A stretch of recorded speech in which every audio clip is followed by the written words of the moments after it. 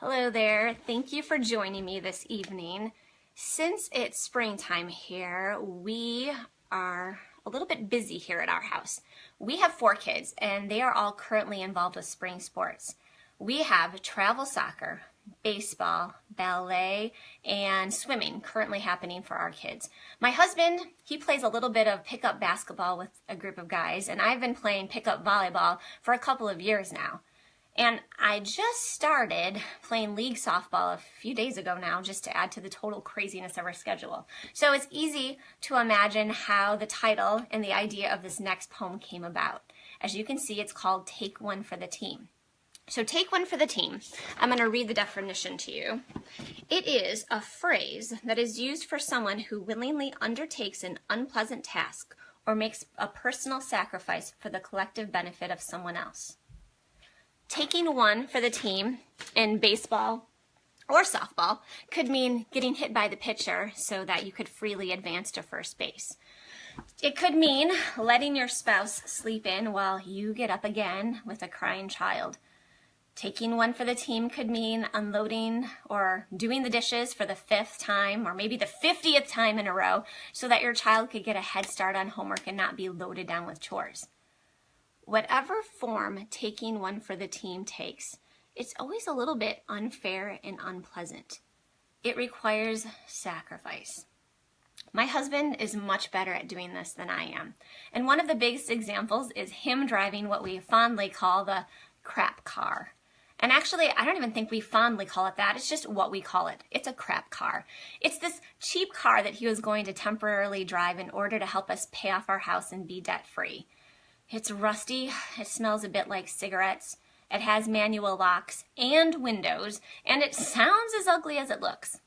I'm thankful I rarely have to drive it, but I must admit that when I do, I kind of feel a little bit embarrassed.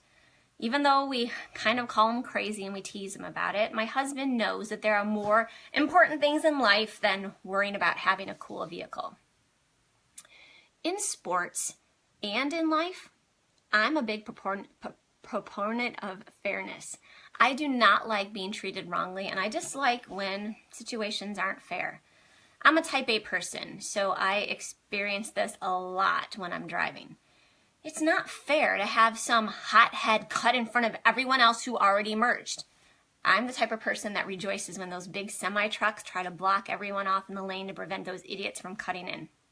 And just the other day, when I was turning left, the ball's going to be me. I'm turning left. I'm in the left turn lane.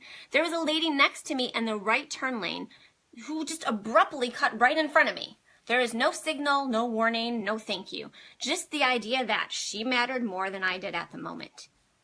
And I think that's the heart of it.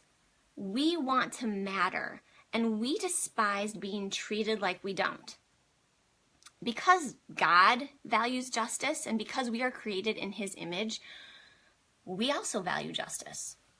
It's just that we sometimes twist it ever so slightly and make it all about us. How we are wronged, how we are persecuted, why we are being treated unfairly.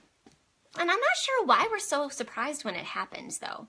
In the Bible, in the book of John, Jesus tells us that we will have troubles in this world. It's to be expected.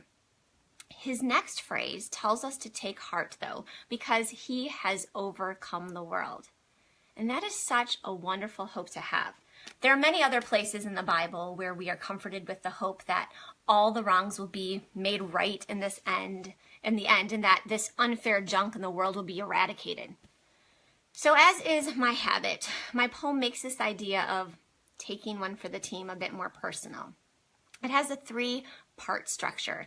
It has a similar first and second half followed by a summary statement at the end. At the beginning, I'm complaining. Life is not fair and I want it to change. I'm tired of doing the Christian thing to do, turning my cheek, forgiving when the person doesn't really deserve it. It causes tension inside of me and exposes more of my heart than I want to see. What is going on? The second part reminds me that I'm a part of the messed up system. If life was fair, I probably wouldn't survive. I don't always treat others fairly and with compassion. I'm just as concerned with myself as the next person. This tension inside me is this revealed truth that I've been treated with mercy and forgiveness by a loving God who, because of Jesus, doesn't treat me as I deserve. So the last part of the poem is where I'm humbly and metaphorically on my knees, reluctantly realizing that if I'm forgiven much, I should also be quick to sacrifice my pride and forgive others. So I'm going to read the poem to you now. It's called Take One for the Team. Take one for the team. Just saying it up front. It's not fair. This circumstance, how I've been treated, you, what's going on? The right thing to do? Forgive. The right thing to do? Turn the other cheek. The right thing to do is so darn difficult sometimes. Usually. I hate the right thing to do. This tension inside reveals more of me than I want to see. What is going on? Would I survive if life was fair? Other circumstances, how I treat others, me? Oh, what is going on? What do I deserve? Not forgiveness. What do I deserve? Not compassion. What do I deserve? Nothing good. I hate revealed truth.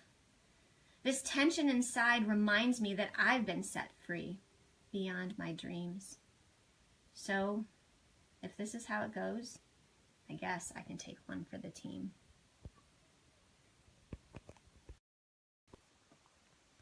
I'm grateful for these words that God has just given me through these poems, but man, living them can be so tough at times. I feel this struggle between my encroaching sin nature and God's Spirit in me. And I'm sharing because I'm hoping and I'm expecting that I'm not alone in feeling this way. I want us to be an encouragement to each other as we try to walk this life of forgiveness and fairness together. Please like, comment, share or respond in any way that reflects who you are. Even if it's just to tell me what your favorite sports teams are or what craziness is happening at your house. It's just nice knowing that I'm not alone in this, and we can all be a bit more loving, selfless, and forgiving together. Thank you so much for joining me in this Sarah C. Poetry journey, and I'll see you next week on Monday at 7:07 p.m. Go Tigers! Bye!